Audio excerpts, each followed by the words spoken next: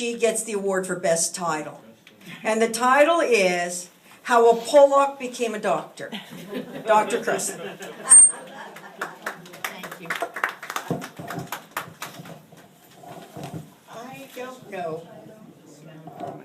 I don't know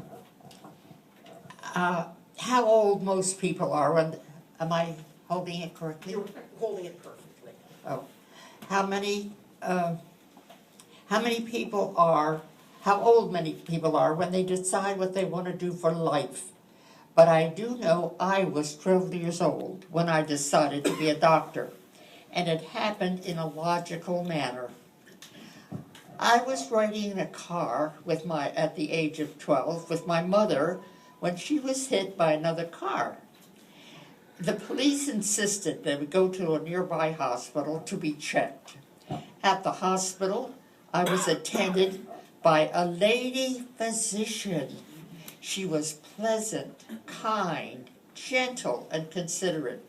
She talked to me as though I was an intelligent person, like a grown-up.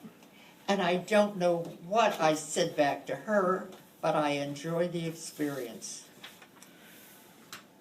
We really talked to each other. And when I left the hospital, I said to my mother, I want to be a doctor. And she said, we'll see what we can do.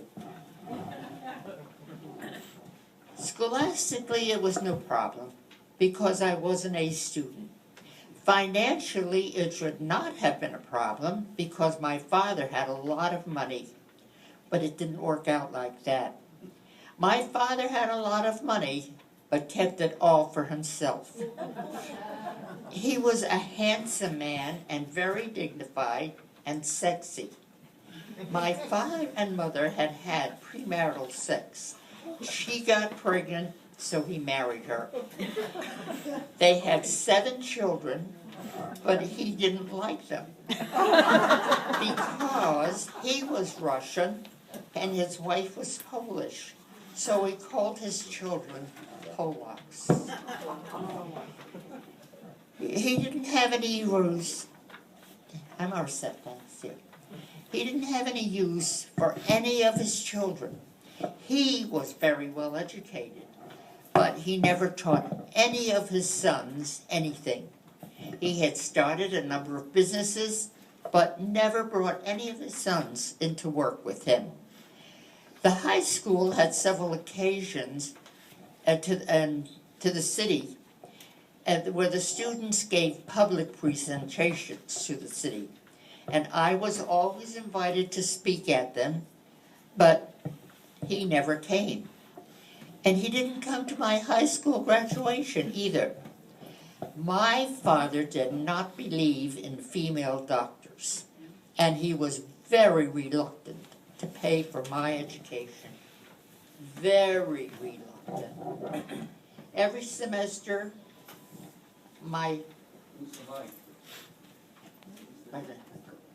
trying to turn a page at the same time I'm talking. I'm almost finished anyway.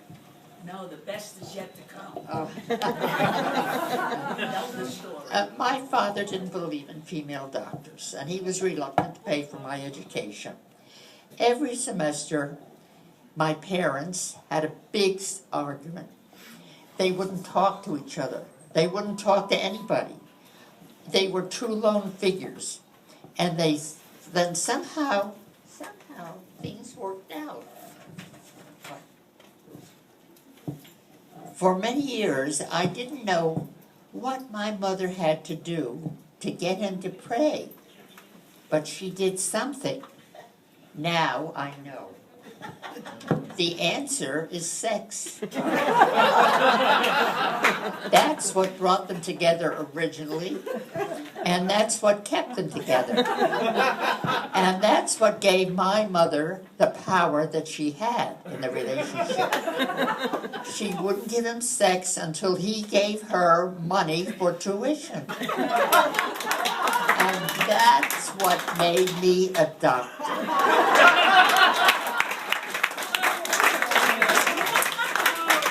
I think my mother was determined that I would be a doctor in spite of the fact that my father didn't believe in women doctors, because she wanted to make sure that I would have more power in my life than she had in hers.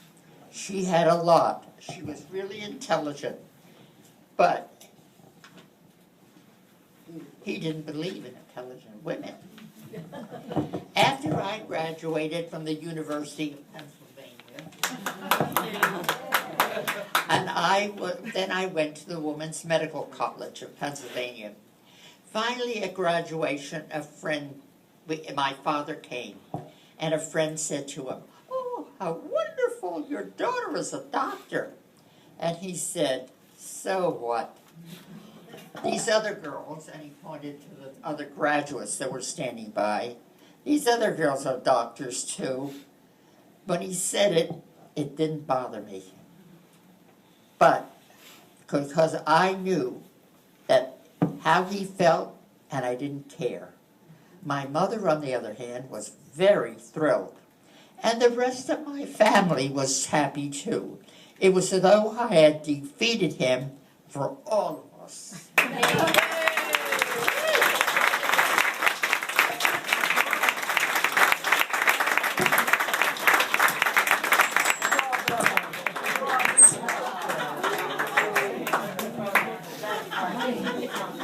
Secrets. I do want to say that her first draft was not quite so explicit.